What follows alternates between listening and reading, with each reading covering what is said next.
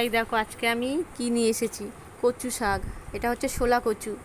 তো এগুলো আমি কেটে নেবো, আর নিচের অংশটাও আমি কেটে দিয়ে দেবো কচুর। তো এই যে আমার কাটা হয়ে গেছে, চলো রান্নাঘরে।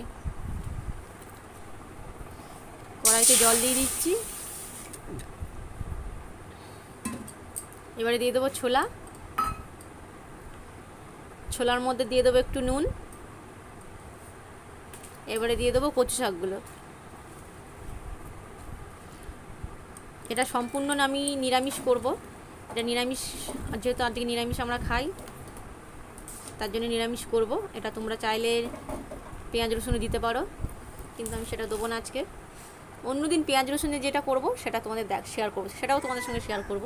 আজকে নিরামিষ করছি, নিরামিষটা তোমাদের সঙ্গে শেয়ার করছি। তা তোমরা স্কিপ করবে না ভিডিওটা সম্পূর্ণ দেখবে, দেখলে তবে বুঝতে পারবে। দেখো আমার হালকা মানে আর কি উপরে মানে নিচেটা সেদ্ধ হয়েছে, উপরে মানে উল্টে দেবো এবারে। তাহলে কী হবে, উপরেটা তলায় চলে গেলে আর একটু ভালোভাবে সেদ্ধ হবে, আরও কমে যাবে, এটা আরও কমে যাবে। এবারে চাপা দিয়ে দেবো।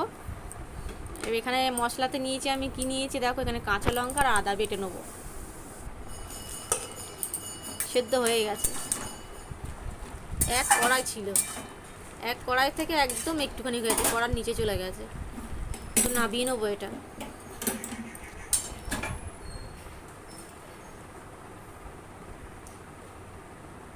চুবড়ির মধ্যে ঢেলে জলটা ছেঁকে নেবো। এবার একটু চেপে চেপে জলটা দিলে কি পুরোটাই সম্পূর্ণটাই জল চলে যাবে, থাকবে না। যে তেল দিয়ে দিলাম, এবারে দিয়ে দেবো শুকনো আর তেজপাতা ফোড়নে আর পাঁচফোড়ন দেবো।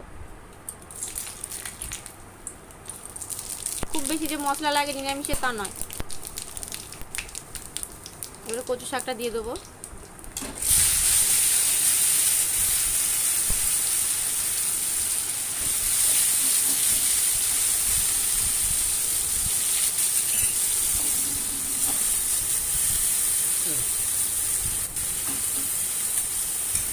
ভালো করে একটু নেড়ে নেবো, নেড়ে নেড়ে হালকা যে রস রস ভাব আছে ওটা তাহলে কি হবে, শিখিয়ে যাবে।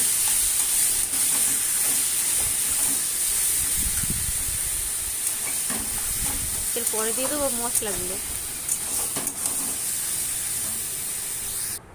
তো এখানে নিয়েছি লঙ্কার গুঁড়ো, হলুদ গুঁড়ো, জিরের গুঁড়ো আর নুন। পরিমাণ মতো নুন দেবে, তোমাদের আন্দাজ মতো নুন দেবে। তো এবারে ভালো করে নেড়ে নেবো। আর এখানে আছে আদা আর সেই কাঁচা লঙ্কা বাটাটা, ব্যাস এই মশলাই থাকবে, আর কোনো মশলা দেবো না। আর দেবো একটু চিনি, একটু চিনি দিলে খেতে ভালো হয়।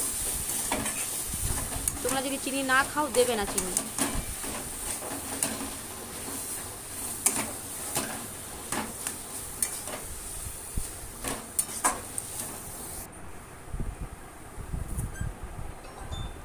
এবার দিয়ে দিচ্ছি নারকেল কোড়া।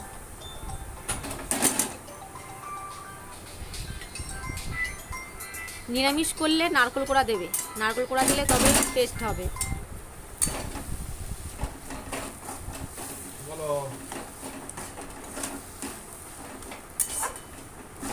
ভালো করে নেড়ে নেবো।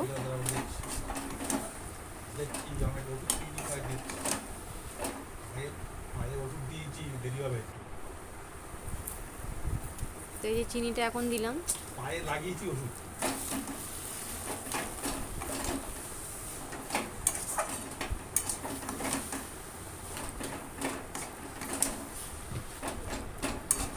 ভালো করে নেড়ে চেড়ে নিলাম।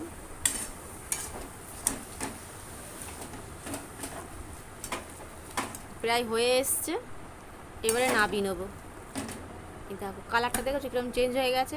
কতটা জিনিস ছিল, এক কড়া ভর্তি ছিল, সেটা কমে গিয়ে কতটুকুনি দাঁড়িয়েছে দেখো। এটা দেখতে অনেক লাগবে যে বাবা কত কচু শাক, কিন্তু কমে যাবে, এটা অল্প হয়ে যায়। তো আমার কচুর রেসিপিটা কেমন লাগলো তোমরা কমেন্ট করে জানিও। ভালো লাগলে একটা লাইক করো আর শেয়ার করো, আর ফলো করতে ভুলো না। তো এর উপরে একটু ছড়িয়ে দেবো নারকেল কোড়া, দেখতে ভালো লাগবে। তো ভিডিওটা আমি এই পর্যন্তই শেষ করছি।